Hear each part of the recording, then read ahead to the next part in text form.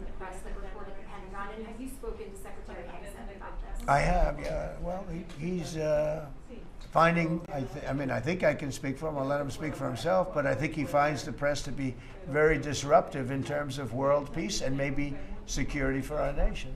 Press is very dishonest. Not you, but the press is very dishonest. You have something to say, Pete? Well, I very much appreciate the question because it was interesting to watch. We had a chance to go along on the historic trip of Middle East peace, which our generation of veterans never dreamed would be possible. So you would think that the Pentagon press corps of all press corps would be front and center across the board on wanting to give credit to the president for forging this kind of peace, and instead what they want to talk about is a policy about them, which simply says maybe the policy should look like the White House or other military installations where you have to wear a badge that identifies that you're press, or you can't just roam anywhere you want. It used to be, Mr. President, the press could go anywhere, pretty much anywhere in the Pentagon, the most classified area in the world.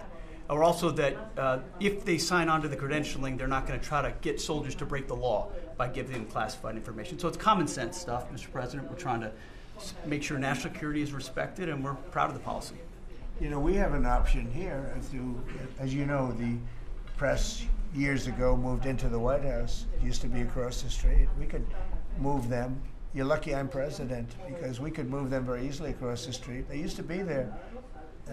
They would have more room. We have a beautiful, nice space. You can sit all by yourselves and have fun. Instead, you walk around the White House talking to anybody that can breathe.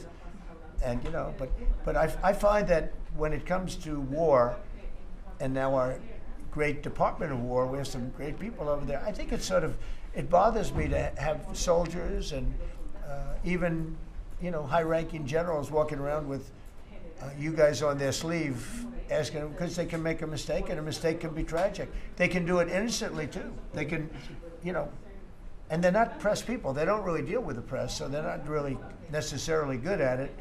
Although I think it's mostly instinctual, one way or the other. You're either good at things or you're not.